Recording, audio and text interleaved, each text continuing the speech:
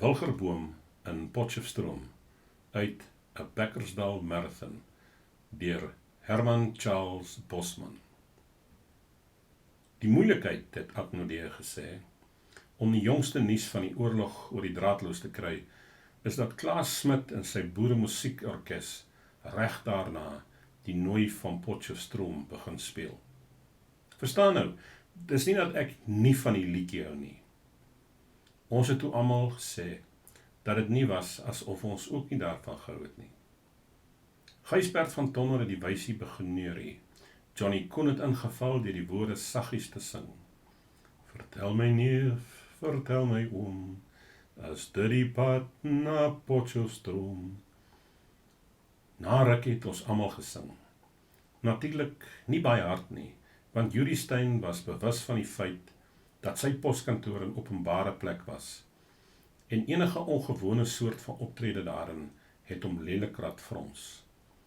Ons onthou steeds die manier waarop Yuri Stein met Chris Welman gepraat het, die slag toe Chris sy vrou se velskoene in die poskantoor reggemaak het, en hy die hoek van die toonbank as 'n lees gebruik het.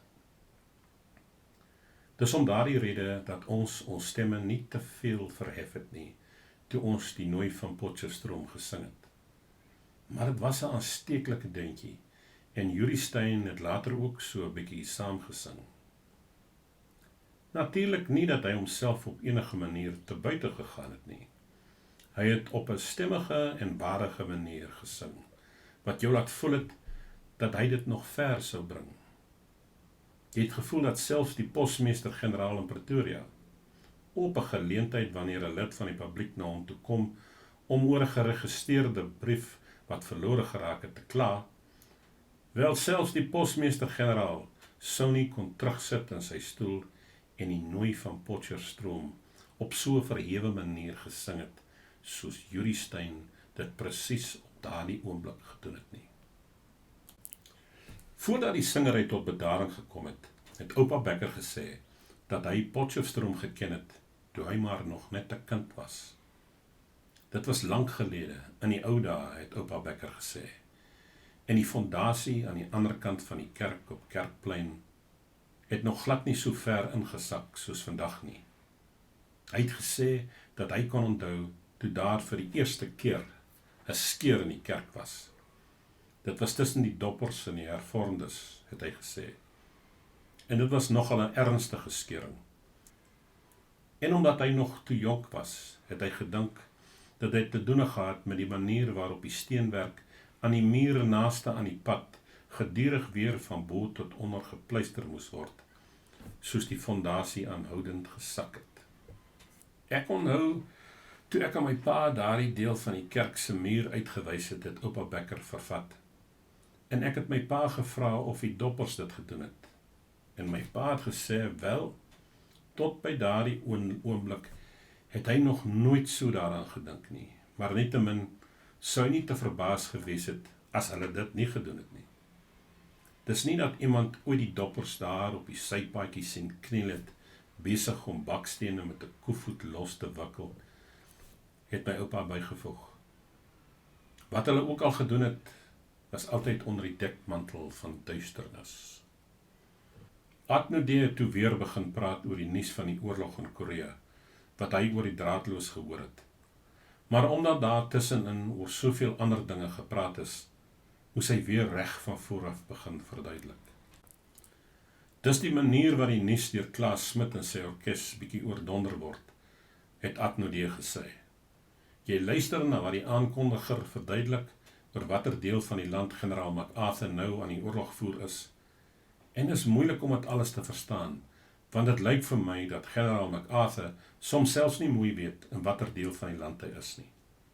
En dan skielik, terwyl jy nog besig is om te luister, val Klaas Smit se orkes in met die Nooi van Potchefstroom. Dit maak alles baie moeilik, jy weet.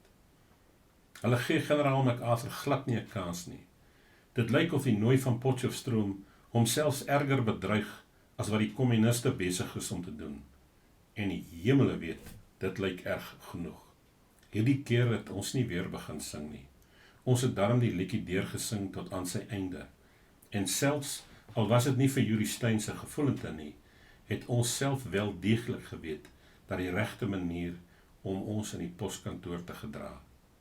Jy kan nie dieselfde deentjie 2 keer in die poskantoor sing, net asof dit die 3 maandelikse vergadering van die milieraad is nie. Daarom was ons baie bly toe oupa Bekker weer begin praat het. Neem nou daardie liedjie, het oupa Bekker gesê. Soos julle weet, onthou ek die vroeë dae in Potchefstroom.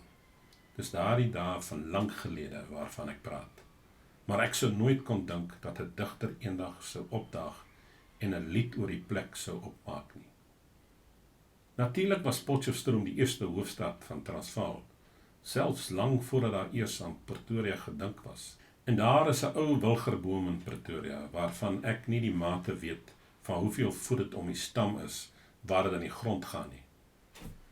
Net 'n klein rukkie gelede nog, was dit die gemeetemate, bedoel ek. Ek praat van die laaste keer wat ek in Potchefstroom was, maar ek kon myself nooit voorstel dat enige iemand 'n gedig oor die dorp sou skryf nie. Dit lyk na so 'n moeilike naam om versies oor te skryf.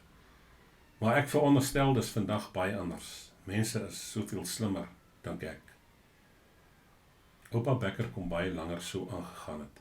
Miskien dalk, as dit nie was dat Yuri Stein se vrou op daardie tydstip met die koffie daar ingekom het nie. Gevolglik moes oupa Bekker regop en fatsoenlik sit en die suiker netjies in sy koppie roer. Ek het daardie liedjie gehoor wat julle nou daar gesing het Yuri Stein se vrou ons toegevoeg. Ek het gedink dit was, nou wel, ek het daarvan gehou. En die woorde nie mooi gehoor nie, nogal. Niemand het geantwoord nie. Ons het geweet dat dit die skoolvakansie was, natuurlik. En ons het geweet dat Jong Vermaak, die skoolonderwyser, vir die vakansie na sy ouers in Potchefstroom gegaan het. Omdat ons geweet het dat Potchefstroom Jong Vermaak se tuisdorp was, het ons stil gebly. Daar was nie 'n manier om te weet wat Yuri Stein se reaksie mocht wees nie. Oupa Bekker het egter met sy gepraat voortgegaan. Nietemin, ek wil graag weet hoeveel voet die omtrek van daardie wilgerboom se stam vandag is, het oupa Bekker gesê. En hulle sal hom ook nooit afkap nie. Daardie wilgerboom is reg aan die kant van die begrafplaas. Jy voel amper lus om te sê, dis binne die begrafplaas. En daarom sal hulle dit nie afkap nie. Maar wat my verstand te bowe gaan, is dat iemand so wraggiese liedjie oor Potchefstroom kon skryf. Ek het nooit kon gedink het dit sou moontlik gewees het nie. Die sig wat oupa Bekker geslaak het geklink of dit van baie ver gekom het.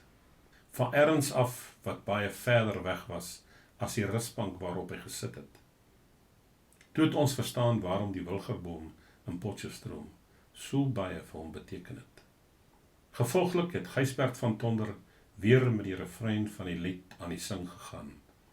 En ons almal het spontaan ingeval, ongeag wat Yuri Stein daaroor mocht sê. En in my droom het ons gesing, is die valarnooi by die wilgerboom.